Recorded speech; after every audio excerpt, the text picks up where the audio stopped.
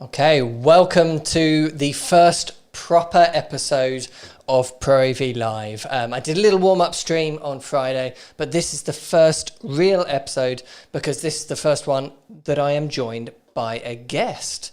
So please say hi to Mehdia. Good afternoon, everyone. Hopefully everyone is keeping well and safe, and thank you for joining us. Oh, 1 second. I've just realised I can actually see myself on your shot, which wasn't there as we were doing all of the tests. So let me just do this, and then that should get rid of that. Okay, so Mehdia, do you want to start by explaining a little bit about yourself and a little bit about your role at Canon? Okay, so I've been with Canon. Obviously, my name is Mehdia, for those actually don't know me. I've been with Canon for a total of probably about 12 years. I think more photographers would have seen me at photo events than videographers. So I've been doing quite a lot on the pro photo side, working with a number of colleagues on supporting Canon professional services, a number of pro events and workshops, training, etc. And now, for probably about 6 months ago, I basically became moved into the pro video section now. So everything pro in the video side, including Cinema EOS, XF, XA range. It will basically be me supporting accounts. So ProAV is one of the accounts I support, and then supporting major video events as well. Sadly, obviously this year the media. Yeah, there's a bit of a shortage of major video events, isn't there, in the industry? BSC, we were lucky with BSC because we did that. We had obviously the C500 II being the star of the show. We're waiting on the next one, hopefully very soon. This virus or COVID-19, obviously we'll see the end, and then everyone will be able to go back to normal. Yep. Obviously normal life. Plus, hopefully you'll be able to see more of us face to face rather than video. Hopefully we can lose all these Skype calls. I don't know about you, but I've been having Skype calls, Zoom calls, house party calls all day, every day. Yeah, I mean, I'm probably on Skype. I probably lost count on how many hours between the work one and the family one. I'm pretty sure it's the same for everyone else watching us. Oh dear. But hopefully for the next hour or so, or maybe slightly longer, I'll do my best, and Carl is the same, to basically cover a number of things, talking everything Cinema EOS. Absolutely. I will be basically giving you a little bit of history on the Cinema EOS cameras, cover the current range, and then you'll have the opportunity to ask as many questions as possible. Yep. Yeah, So we've got a bit of a presentation that we can go through to kickstart things off. But while we're doing that, anyone that is watching that has any questions whatsoever, please do leave them in the live chat. Basically, this laptop that I've got on my side here is purely for you guys, for the live chat, so that you can ask questions throughout this, and then I can ask them to Mehdia, so that hopefully the majority of the content in the stream will be driven by you all out there. That's the idea anyway. But shall we start with the presentation for the beginning? So, okay. Cinema EOS. So, if we just move on into the next slide. Okay. So, Cinema EOS cameras. You've gone into the 2011. It is, I mean, despite it's done really well in a short period of time. Looking back, or going back to 2011. That's when we first introduced our Cinema EOS camera, the first one, which is a C300. So the system itself is not even 10 years old. And along that time, it has done really well with the number of models that we brought out and the feedback we've received from all a number of videographers. So it started off with the C300. That was based on the success of the 5D Mark II. I don't know how many of you remember that camera. Certainly do. I'm sure most of them do. I do remember, I think at the time when the camera came out, I thought, big mistake putting video in there. and I actually it proved me wrong. It did so Yep. well. It kind of put the basis for starting the cinema EOS cameras. I wonder if it's still one of your best-selling cameras, is it? The 5D Mark II, definitely, yeah. Yeah. It was In a the full power frame, horse. it was actually my first full frame DSLR. So, Right, okay. and I'm pretty sure there will be a number of people that will be telling you probably the same thing, more for the stills, but as I said, it started the video on dish SLRs. So as I said, it was based on that. So giving you the option to shoot video with the camera that you can put different lenses on it to give you flexibility. And then based on the success of the video cameras available then, as well as the lens heritage. So C300 was the first one. I think now saying that it had full HD, you probably think that, oh, not a great camera, but at the time, full HD, was able to record, give you 422, XFAVC. This camera was huge. I remember this being used in TV productions, broadcast, feature films, independent films. It really hit such a wide target market in the industry. What do you think was the reason that the original C300 was so successful? I mean, mainly, obviously, it was a new camera. It's the flexibility, because previously we had a number of, obviously, camcorders. The sensor technology, so it's a bigger sensor, Super 35, and then the range of Canon lenses, because I think if we brought that camera out and we didn't have enough lenses that everyone can actually benefit from it, it probably wouldn't have had the same impact. No, absolutely so not. The lens heritage did actually make a massive difference. I mean, this was essentially a whole new platform of cameras for you, because, I mean, Canon didn't really have sort of video cameras that were large sensor interchangeable lens back then. You had the XF and that sort of lineup, which had a long running history, but this was the first big interchangeable lens, purely video, certainly that was targeted at the high end. And normally when a company is launching a platform like that for the first time, they're normally introducing a lens mount at the same time as that. We've seen that several times over recent years.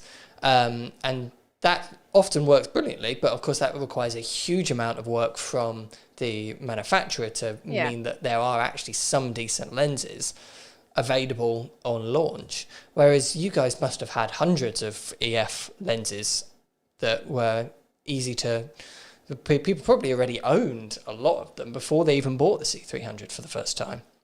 Yeah, and based on the success of the 300, so the following year, the C500 came out.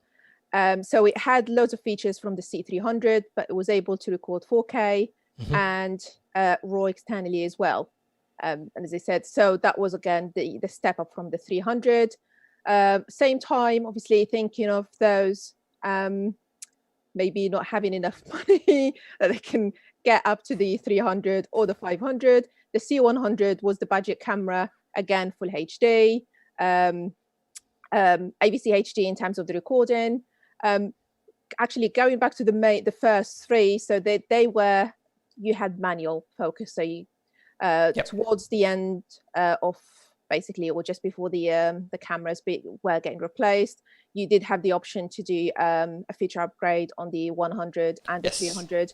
But I think it was only center though, wasn't it? You could only have a box in the center. Absolutely. But I guess it was still a better option, or having that flexibility of using the AF. 2014 upgraded the C1 to the C100 Mark II. Again, it's still budget camera, full HD, but on the top of AVC HD, it could do MP4. Dual pixel CMOS AF built into the camera, so you don't have to pay extra to actually have it, and face detection as well. So again, that was, I think this was improvement. This was probably the first major step in that dual pixel autofocus sort of journey for you guys, wasn't it? Because this was the first camera that had it out of the box, ready to go. But between this and the next one, it changed massively, because the C100 Mark II is still a current camera. We still sell quite a lot of them, and for good reason. They are really good, solid little 1080p workhorses at a really reasonable price. It's still very popular. I mean, universities use them for first students, for example. Those moving from the DSLR videos, that's kind of the first step for them, getting professional or having professional controls in the camera. So it's I think the way where it's positioned and then the price point as well did actually help more people get into video, be it moving from more basic camcorders or from dish DSLRs. Cool. So let's move on. Okay, 2015. Next one. So this is again still a Canon camera, C500 Mark II. Again, this is very popular. It has been very popular. Documentaries, etc. So had 4K capability. So the original 300 was only full HD. So this capable of shooting 4K. Again, you can do RAW out as well. And you have C-Log 3 and C-Log 2 as well with the firmware update. Dual pixel CMOS AF, and even more flexibility, more control with dual pixel CMOS AF, which I think I do have basic slide on the 300, but you had more control. You can fine tune the AF response and the tracking as well, depending on what you're shooting. The autofocus was definitely a lot quicker, which meant more and more people actually started using it. So I think this is your first camera which had the dual pixel autofocus in pretty much the same iteration that we know now.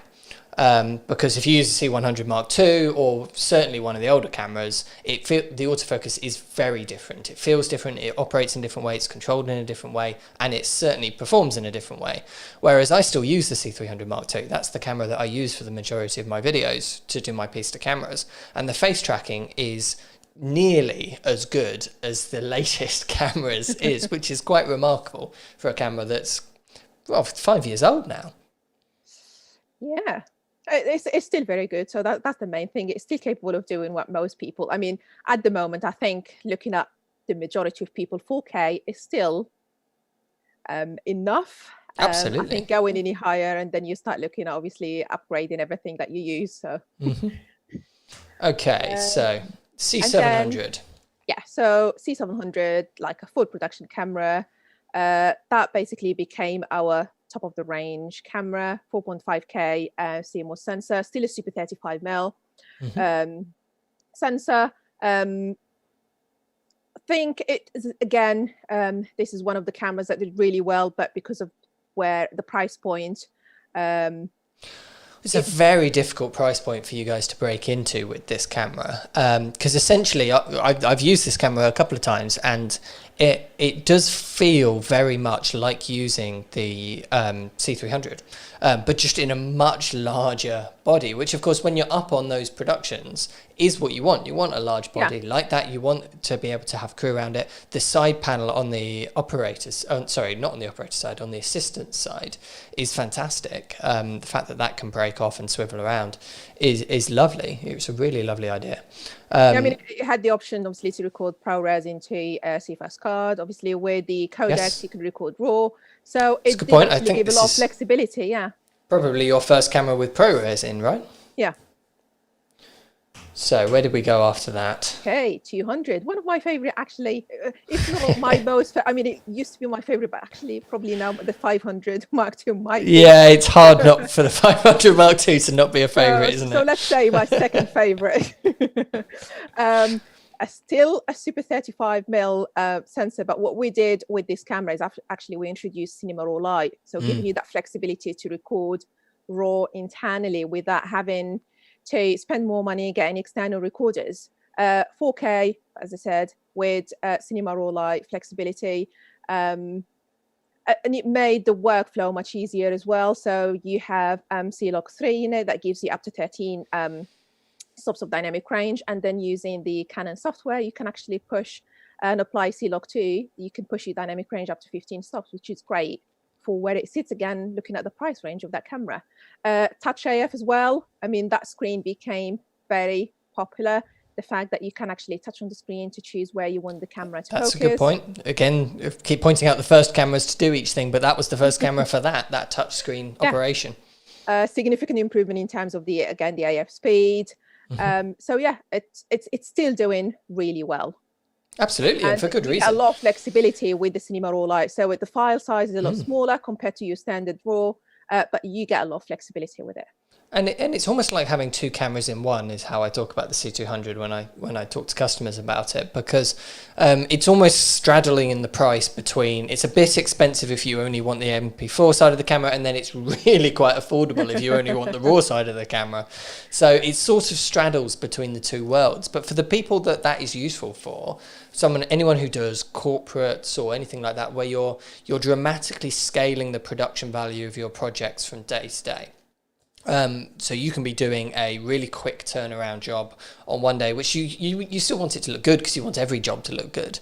But the most important thing about that job isn't necessarily the final look, it's the speed at which you can create it. That's what the MP4 is absolutely fantastic for. And then if you flip on the other side, and it doesn't matter about how long you've got, a couple of shoot days, sure, and then as much edit time as you want, but it needs to look absolutely brilliant. That's what the RAW side is absolutely great for. Right. So, moving, so the C700 full frame.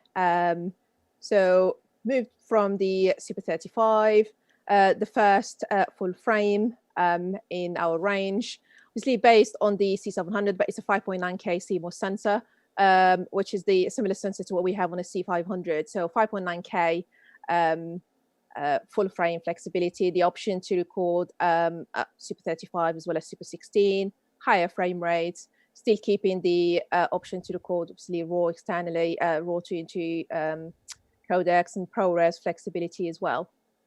So it did actually take a lot from the C700, but obviously a massive improvement in terms of the sensor capabilities. A lot of people still get these confused. I think a lot of people still have these two cameras as one in their heads, but there's a good 3 years difference between them. I mean, they might look the same, but and they're called essentially the same thing, the C700, but they are very different cameras. And then what happened last year? September last year, we introduced the C500 Mark II. So as I said, this is my favorite camera. So it is the second full frame camera in the range, 5.9K CMOS sensor. I do have a few more slides because obviously the camera is still fairly new. So more and more people obviously are becoming more aware of it and then the capabilities of it. It is after obviously the C200, it is the second camera to give you the flexibility to shoot cinema raw light internally.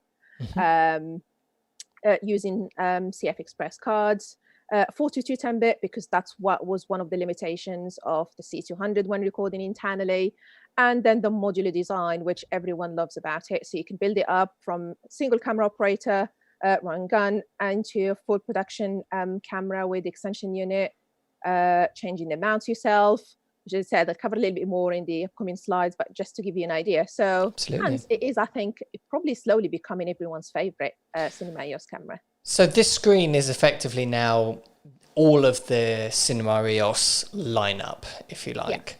So it'd be really interesting to hear from anyone watching this, which cameras have you used? Which cameras do you own? Which cameras did you like? Which cameras didn't you like? Let us know your thoughts and why you didn't like them. Absolutely. Let us know. And it's interesting just to know everything that you guys use. So if you use a different camera that isn't Canon as well, let us know down in the comment section. Right, so let's move on. Okay, so now I'm just, as I said, just cover, it's almost just a very quick overview on the current ones, because obviously some of the cameras have been discontinued. So the 300, as good as it is, the 500, then now obviously you can probably get them secondhand. So this is just the cameras which you can currently buy today. Current cameras. C100 Mark II, as we mentioned earlier, is still current, is still popular. They said useful freelance videographers. Those moving from DSLR video and wanting a little bit more control on the professional side. The universities, I said loads of students going into film, they actually start learning on these camera, plus the price point as well. So Super 35mm sensor, capable of recording full HD. It has the original C-Log, so that offers 12 stops of dynamic range. Dual pixel CMOS AF, as I said, with face detection. So it does make your life easier. And I think for someone starting at that level, it does make a massive difference. because obviously if you have a limited budget, you're not going to be able to get someone to adjust your focusing for you. Having the autofocus definitely makes a massive difference. You can extend the ISO values up to like 102,400 if you need to. And you do have the option to record AVC HD or MP4, depending on what you're going to need it for and how quickly you need to basically get hold of that footage or share it. Built-in Wi-Fi. I think one of the things that applies to all the cameras we have in the range, C100 Mark II, C200, they have built-in Wi-Fi, and that actually gives you the flexibility to use browser remote. I mean, the number of people that I mentioned this to, and they still not aware of this option on our cameras. It's an amazing way of controlling your camera wirelessly. As I said, with the 100 and the C200, they have both built-in Wi-Fi, so you don't need to buy anything extra. All you need is a smartphone, tablet, or even you can do it on a computer. So the essential idea is that you activate it in the menus. It starts its own new Wi-Fi network broadcast from the camera, which you connect to with a laptop, a computer, an iPhone, anything like that.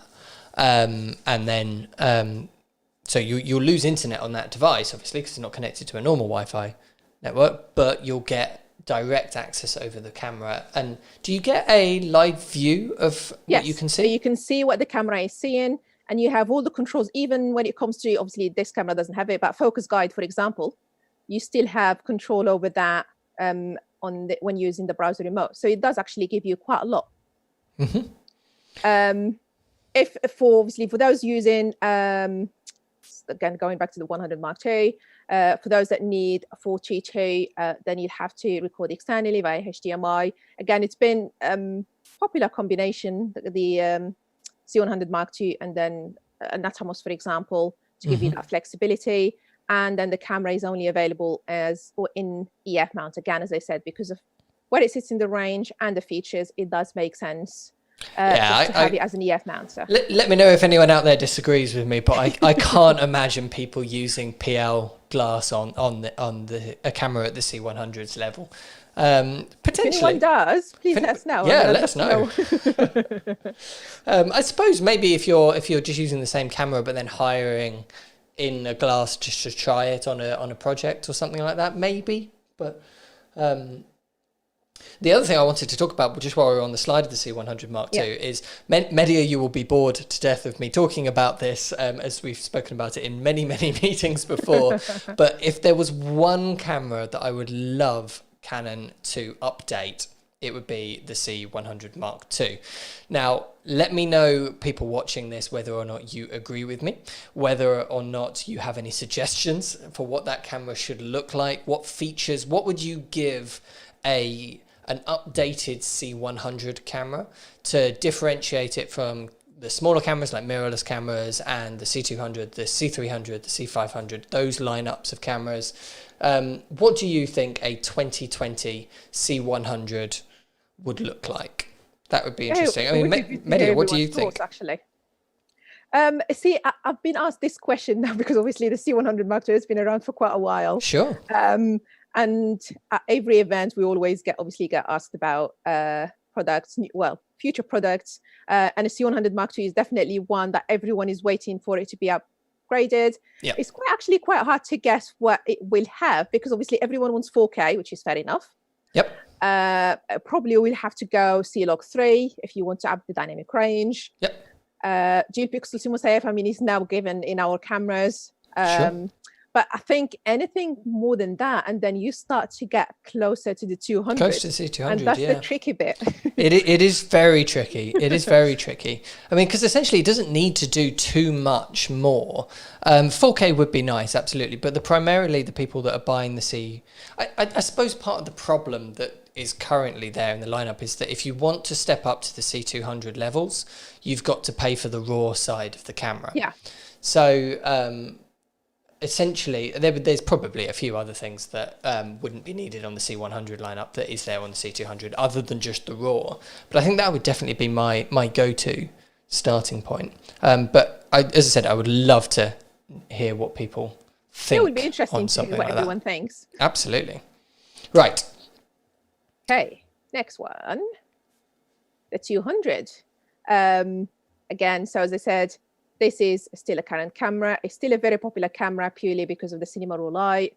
I think Ollie Kensington has done a number of events with you guys. Loves this camera and the workflow that he gets with the cinema raw light and the flexibility. I haven't spoken to him in detail about it since the C500 launch, though, so it would be very interesting to see where Ollie's attention is now drifting away. Well, because of the price difference, obviously, they both... Oh, there's a big price difference. Significant Absolutely. difference. But for what it is, I mean, you can actually get quite a lot from the cinema raw light out of the C200 without having to spend any more money. A huge amount. Obviously, you will need a decent, I think, nowadays, decent computer is a must. But you don't have to worry about getting an external recorder. You'll need a decent size card. CFast cards now are a lot cheaper.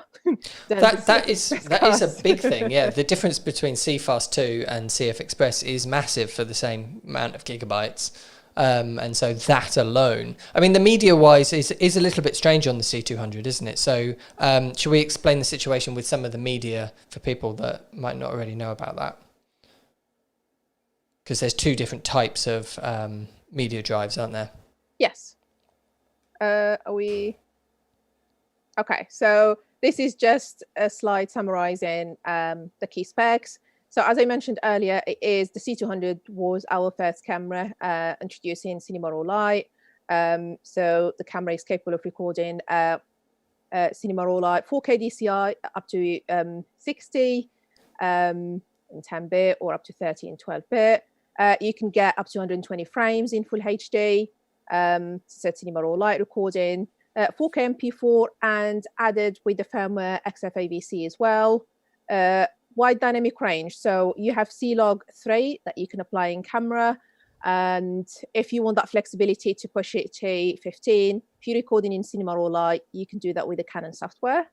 Dual pixel CMOS AF, again, now it's in every single camera. It's still, I think, more and more people are actually getting used to it and getting used to the flexibility and how amazing actually it is, how fast it is, and how much you can actually fine-tune it and customize it to suit your needs. I mean, you guys have been doing this dual pixel autofocus now for such a long period of time, but it's really interesting to see that it's only really been in the last year or so that we've seen the other manufacturers sort of almost start to catch up with you guys with that auto focus performance. And even though they're getting there, the speed at which you can control the autofocus on a Canon camera, I think, does still beat out some of the competition. And then the new 4-inch screen as well, as I said, with Touch AF, so that makes a massive difference. Hence, the C500 has a slightly bigger screen, but similar concept. Sure. Yeah, so that's basically general idea, and I think I might have... so not sure why it's black. So as I said, this camera gives you the option to do, not sure, but that's MP4 basically. That's secret. Now it is MP4, MP4 or XFAVC 4K UHD up to 50 or 60. Cinema raw light, I think, is the game changer with this camera, up to again 50 or 60. And the fact you can get 10 or 12-bit depending on your frame rate, and the controls you get with dual pixel CMOS AF, with the face detection, the tracking as well, and the focus guide. But as I said, also in terms of fine-tuning the AF speed and then the AF response as well. Sure. I think the importance of 4K 50p as well is something that shouldn't be understated with this camera. We obviously have access to nearly every camera in the Canon lineup, working at ProAV in the showroom, and yet my camera guy still goes to pick up the C200 most of the time for B-roll. And the reason for that is that, one, obviously it matches our C300 that we do the piece to cameras on very well, but also it's that 4K 50p. He really likes the staying in 4K all the way through, but having 50 frames a second for that little bit of slow motion for B-roll. means that that pan that he's doing over a camera or anything like that, particularly when we're out and about filming and he's trying to film me using a camera, we really like 4K 50p. Okay. Actually, what you mentioned earlier, because I don't think I have a slide on the Cinema Raw Light. So the Cinema Raw Light footage goes into CFast card with the C200. Yep. And then if you record in, again, MP4, I don't know what this slide has against the MP4. It seems to be blacking it out. So MP4 or XFAVC footage goes into SD cards. So you have 2 SD cards. You can choose to record to both at the same time, or you can do relay recording. So when one is full, it goes into the other. Sure. For both XFAVC and MP4, I think there is a slide on the XFAVC, same sort of options. You have 4K UHD or here we go. Yeah. 4208-bit, as I said, that's, some people find it as a limitation because it's 4208-bit, but as I said, you do have flexibility with the Cinema Raw Light option if you need more flexibility in post. Sure. Again, as I said, both of them go into SD card. The reason I put this in there is just to give you an idea. This is a very busy slide, Mehdia. Oh. Is basically once you record your footage, depending on what you recorded, I think the main one for me, sadly, I don't think you can see the cursor on the slide, is if you record it externally via SDI, you get 2K full HD 4210-bit, which I guess it can be a bonus if you don't want to shoot the Cinema Raw Light internally. If you record it externally via HDMI, you do have that option again to get 42 up to 30, again via the HDMI, and that's 4K UHD. The rest, I'm pretty sure, for those using Canon cinema cameras or non-Canon cameras are familiar with, I mean, DaVinci Resolve is very popular software, Final Cut Pro, Adobe Premiere, and then our software as well, which is the Canon Cinema Raw development, which is, as I said, with the C200 is key if you want to push your dynamic range up to 15 by applying a C-Log-T to your Cinema Raw Light file. Okay. That was the whole idea. So not to scare anyone with everything on that slide. Right, let's move on to the C300 Mark II. 300. So again, it is, I think, based on people's questions, I think BSC, we had a number of people asking about C300 replacement, but is it a tricky one again, because we have the 200 that can do quite a lot. I mean, the 300, as I said, is still a popular camera. It still does a lot. Again, universities use the C300 for second and third year students. You do get that up to 15 stops of dynamic range if you need to with C-Log-T. C-Log-3 is an option if you want to kind of reduce your work in post. Like I said, 4K, 2K. You do have, as I said, dual pixel CMOS AF, which is a similar option to what you're familiar with on a C200, C500, 10 stops and defilter. So it does quite a lot. Now we do have a configuration where for those actually that want the touch AF, that you can actually get the screen from the C200. So it's the LMV1 and the audio unit. So the MA400 that we introduced with the XC15. I don't know if anyone remembers the XC15. So you can get that as an option with the 300 if you want it. So it's still, I mean, I still think it's a good camera to have. Well, the way I always think about the lineup is that the C100 is the sort of the corporate camera, the beginner's camera, if you like, to the lineup. The C500 is the cinema camera, and the C300 is the broadcast camera, the TV production camera. Now, how true that is nowadays, I don't really know. I mean, they all cross over into each other very happily now. But I think there are still some things which are really key to that. The fact that you can get the 10-bit 422 internal recording without large file sizes on CFast II media, that's what broadcasters want to shoot in. You know, I mean, there are a number of documentaries out there and even movies that the C300 Mark II was used in some sort of capacity. Absolutely. On those. So as I said, it is a capable camera. Yes, it might be old, but it still does the job, I think. But again, let us know what you think. So this one is not old. This is the newest and the latest camera in the range. As I said, second full frame camera we have in the range, 5.9K CMOS sensor. What everyone loves about this camera is the modular design. So you can basically customize it or build it up depending on how you need it.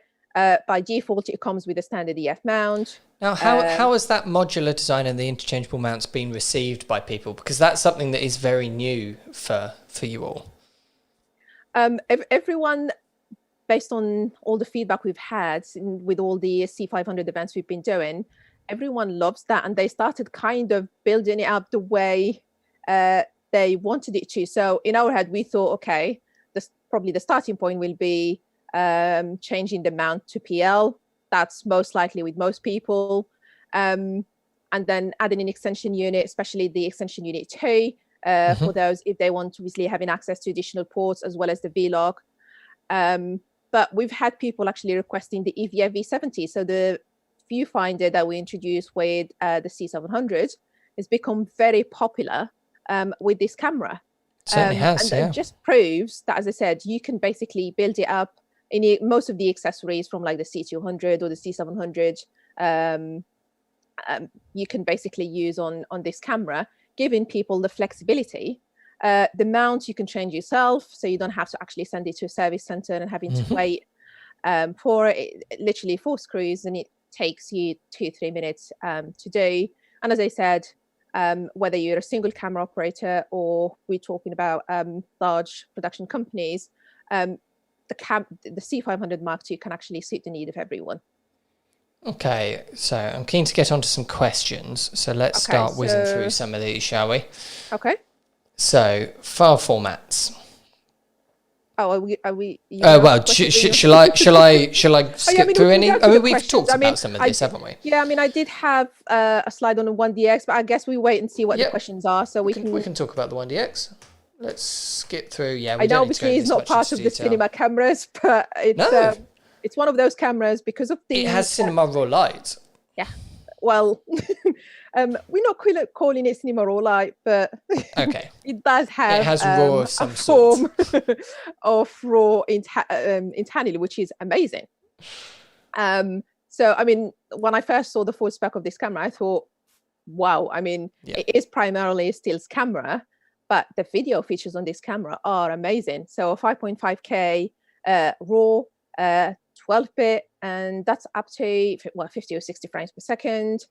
You can use the whole sensor when recording 4K, whether it's 4K DCI, 4K UHD. You do have the crop option, which everyone is probably familiar with if they used the 1DC, if they used the 1DX Mark II. What sort of a level crop is that? It's a 1.3 crop. 1.3, okay. Yeah. So it's getting you slightly closer to a Super 35 million, slightly bigger, but getting you closer. Applying C-Log, you can get 422 10-bit. Again, that's internally, which is great, again, for digital SLR.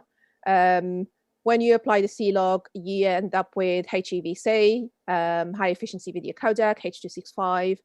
We first did this in the XF705. I think more and more people now are getting used to workflow with the HEVC. But as I said, that's an option. It's certainly it's going to be the future. It's going to be widely used more and more over the next 5 years. I think HEVC is going to be everywhere. With the, oversampling again is something that we mention with every single cinema camera in terms of the camera started using the full resolution of the sensor to produce whether it's a 4K, a 2K, or even a full HD, which means the result is actually much better.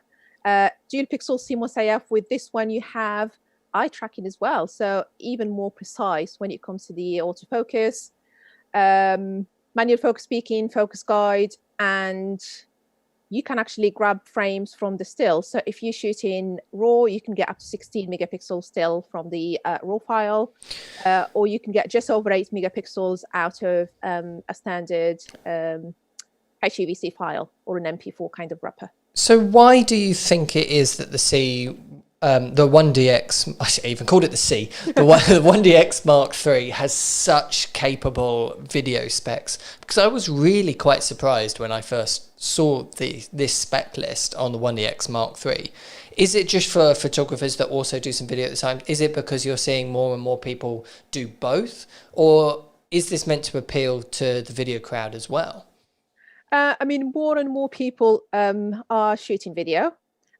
More, I guess, on the smaller cameras, on the mirrorless, on digital SLRs, because I guess it's smaller and loads of people find it easier, even though you're not going to have the same controls that loads of videographers are used to on the cinema camera range. The other thing is obviously the processing power of the cameras. So we used newer processors on our cameras. Processing power has improved, which means the camera will consume less power. There is either no issue of overheating or massively reduced as well, especially with this camera, because of the way the camera deals with the heat. There is no overheating. We only limit the camera when we think it's going to basically, if you're using a particular feature or adding a particular feature, might actually have a bad effect on that camera or performance, then we limit it. And I think the problem probably at the moment is everyone wants everything on every camera, which is a challenge. But I think this is definitely by far the best video DSLR we have, obviously, with everything in it. It's not going to replace a C200 or a C500. No. But it can work alongside them, especially the fact that you have C-Log, so you can actually mix footage. I think there definitely will be people who are using those bigger cameras in the cinema EOS lineup who will be interested in this purely as a B camera. But I think there's also a lot of people that would be the more traditional 1DX Mark III customer that needs that level of stills performance, but then they're also trying to diversify their work in other areas. So rather than having to buy a different camera as well, which would be a prohibitive amount of money to invest in your company. I mean, we do previously, when I was on the pro photo side, we dealt with loads of agency photographers that only shot basically stills, but now actually they're challenging themselves and they're looking to shoot video. So obviously this camera, because for sports, wildlife, and now obviously for video, this is a camera that more and more people are using. And then the fact that it shoots video, it just makes more sense, makes their life easier. They're carrying one camera and doing two different things. And it's pretty spectacular video as well. I mean, this is full frame 4K in RAW. You know, it's pretty impressive. Yeah, so as I said, you do have obviously the RAW option at 5.5. You have 4K, whether it's DCI or UHD, again, using the full frame. C-Log as well. So if you want to push your dynamic range and give yourself flexibility in post, so you have that as well. So there is a lot that you can actually do on the video side. Plus, in terms of the autofocus, on the top of dual pixel CMOS AF, when using manual focus, you do have that flexibility of using focus guide. And manual focus speaking, since we've had it now in our mirrorless and DSLRs for quite a while, but dual pixel CMOS AF with 4K or even higher resolution is very useful because it can be more accurate and more precise.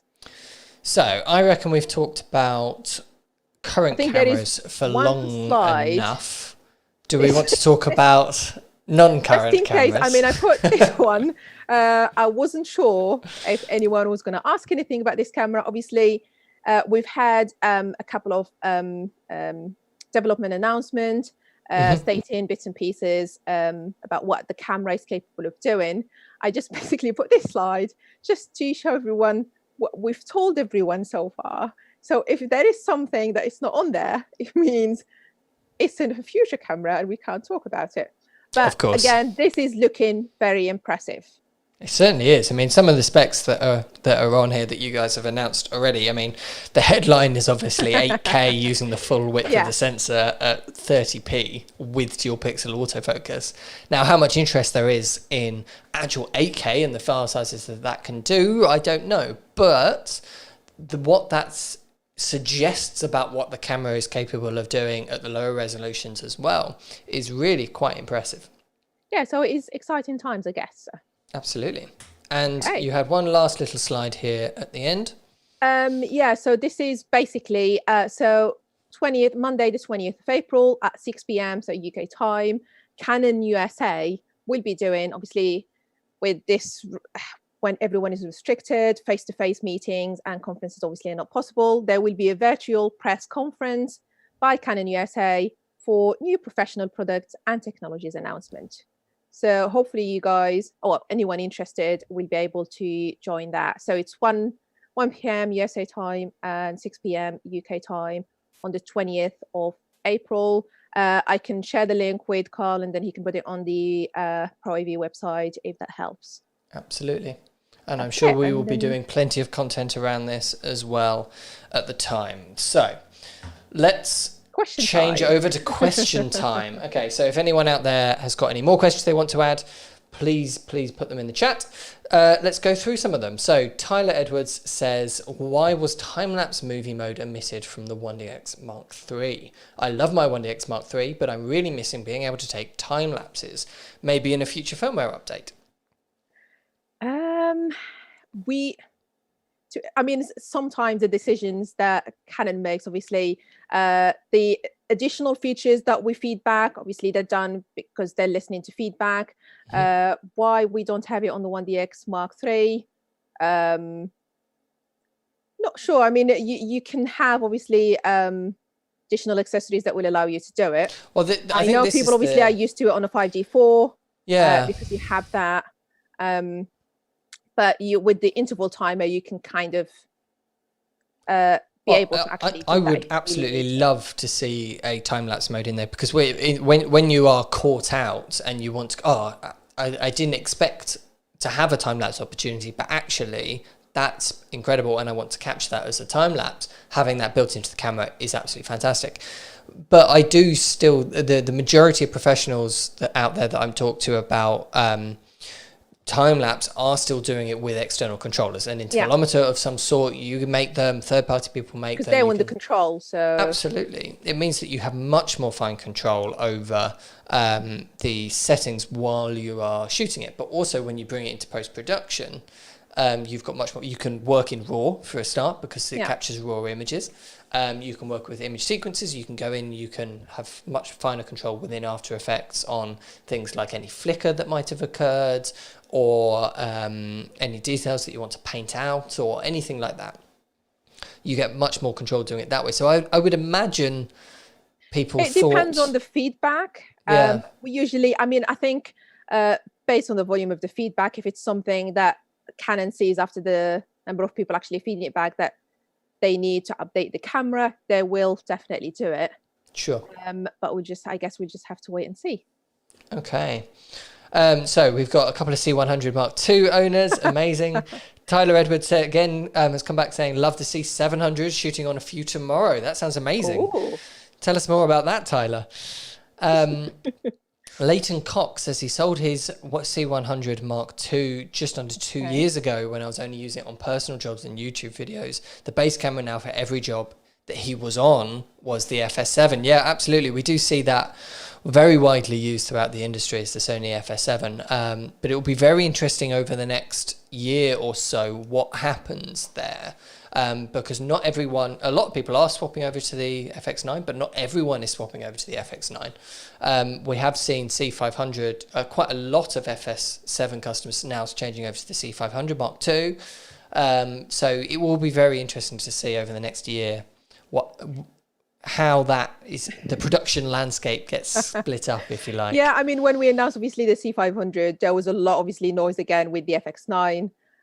Sure. But they're very different cameras. Different cameras. They're both doing well. The C500 Mark II have done really, really well from both those actually use Canon or even those actually use Sony. So it's a tough one. But as I said, we have a product for everyone out there, and hopefully everyone will be able to see that. So he's added a little bit more information there. He says he went from a 550D to the C100 Mark II as he started to get professional jobs and wanted to upgrade to a professional camera.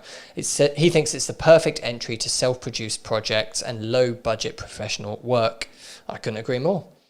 Definitely, yeah. So Liam says that the C500, he's a C500 Mark II owner. Okay. But that the slowest frame rate in slow and quick mode was originally advertised as 1 frame per second, but it's actually 15 frames per second, he says. Yes. Are there plans to rectify this or indeed add a time-lapse feature? We did feed it back when it was raised. I'm not aware of any future plans to do that.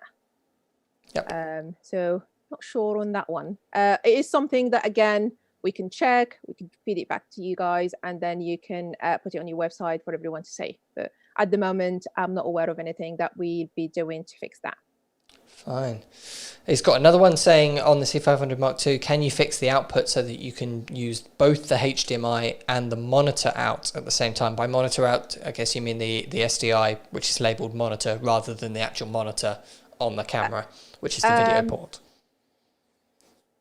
I don't think Canon has any plans to do that. I think that's down to the monitoring boards in the camera, really, isn't it? And I mean, the HDMI will always override that if you're trying to, but you can't combine the two. I mean, on the other side, you do have the 12G SDI if you want to use that.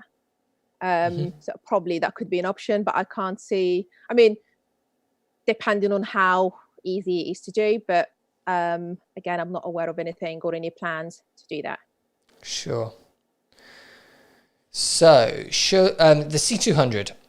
Okay. Kyle Stevenson has asked, surely should be 10-bit internal and not needing raw light. The file sizes and the media costs and the workflow jump significantly to get some 10-bit future firmware update, maybe.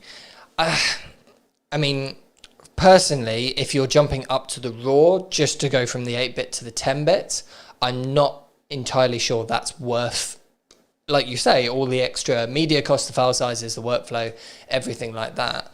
RAW is about so much more than the difference between 8-bit and 10-bit. I mean, it's 12-bit for a start, not even 10 bits. So you get a huge amount more color information, but you also get much more flexibility. It's all about the debayer process when that happens, and being able to make adjustments in post-production before a debayer process happens will always get you better results. I don't think, obviously, with the C200, that's not going to change. So the camera will remain a 4208-bit internally. I think it's pretty clear now. Yeah, absolutely. And then they said the only other option is either external recording. Yep, there's external recording. The way around it. In 1080p with the SDI port. Or I mean, with the HDMI, where you get 4K UHD if you want to.